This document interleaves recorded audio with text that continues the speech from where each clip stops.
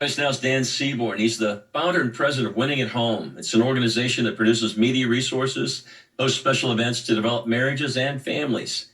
Dan's authored more than 12 books about marriage and family. He's an international radio media personality. He's a good friend. Dan, welcome back. Thank you for joining us. Thank you, Dr. Tim. Good to be with you, man. Hey, Dan, been a wild couple of years. Everybody knows that. Hey, it just doesn't seem like it's going to stop or slow down. It's just pretty wild and crazy out there. Dan, I know it's been pretty tough on relationships, especially marital relationships. Most people I talk to, Dan, they're tense or they're tired. What's your take? What's happening out on the front lines?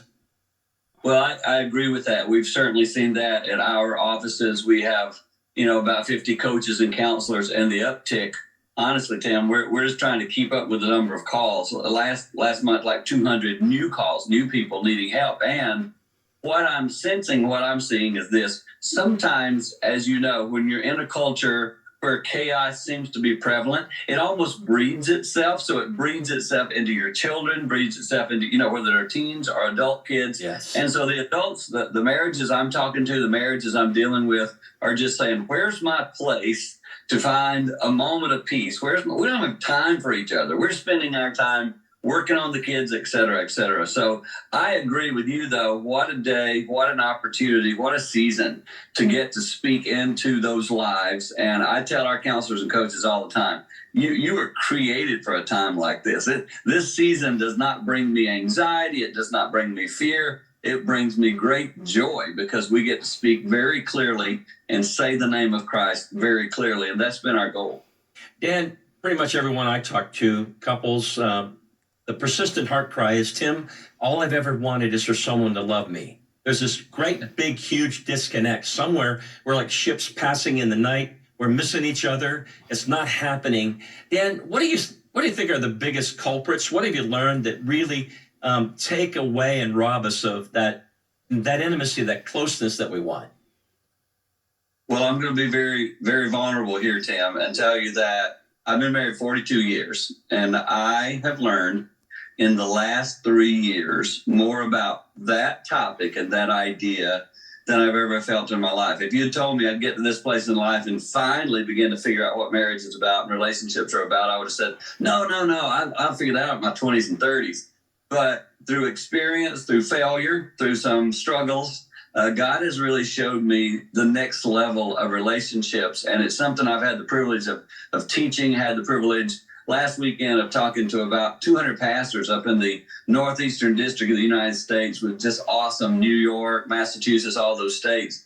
And I brought a message that I think the Lord is teaching me, that we as pastors, and I'm a pastor, I think I've been teaching the wrong thing for years. I've always got up at a conference. I've done conferences for you, Tim, and I need to apologize to anybody who heard me, because I started with something like this. So good to see all of you here with your soulmate. And about 80% of the audience, when they hear that, go, if this is my soulmate, we got some real problems. Because the bottom line is, most of us do not feel like we're married to our soulmate. And soulmate it's a man-made term. It's not biblical. Somebody might want to argue with me, but hear me out.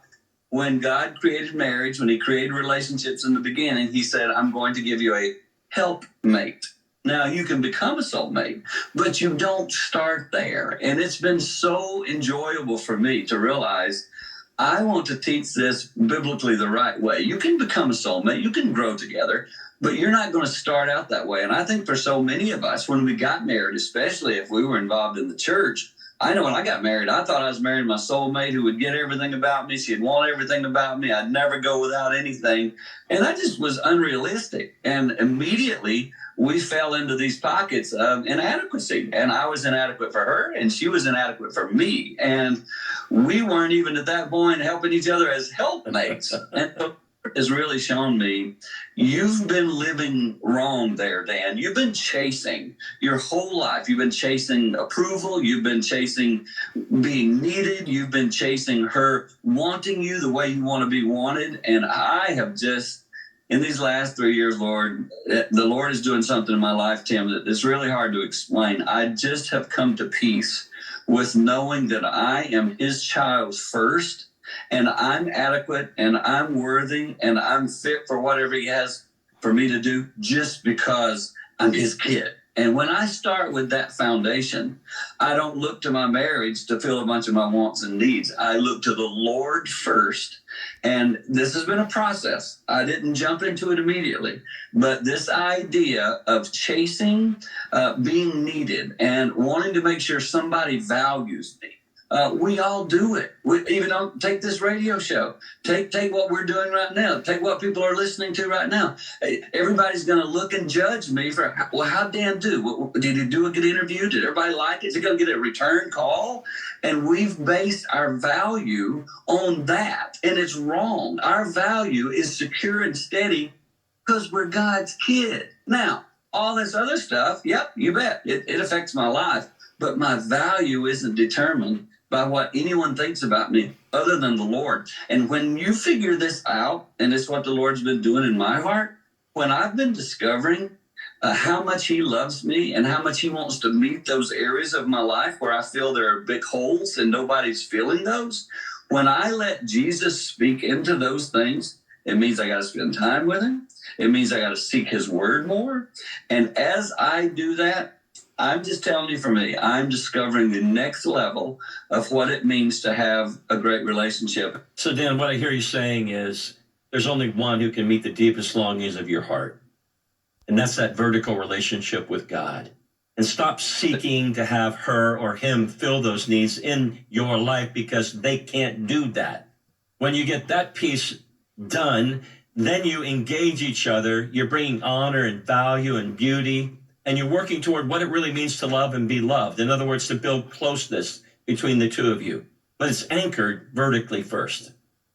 Has to be, Tim. It has to be, because otherwise you will spend the rest of your life chasing and feeling empty and creating inadequacy in your relationship. And most people, honestly, most people I know do that. They spend their whole life chasing that. And if you notice, Tim, maybe you've seen this too. I've seen a lot of elderly couples who, when they do that chasing their whole life, they actually get more bitter at the end, more frustrated with each other. They have less patience with each other. That's not how it should be. It's because they're looking, going, wow, live my whole life, and you're still not meeting my needs. And I believe when we first find that in the Lord, it just changes the mindset. My mindset inside me, my thinking process, the way I approach things has simply changed. That did not happen overnight.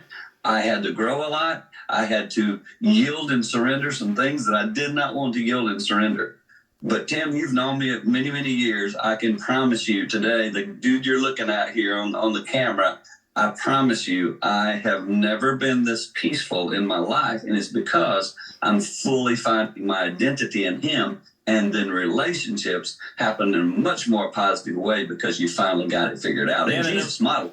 I know you got a lot of resources. Marriage on Purpose is one of those books. But if people want to learn more about you, those resources, where can they go? Just simply go to winningathome.com. You can get podcasts and see all of our materials there. We got lots of stuff that hopefully will be beneficial for you.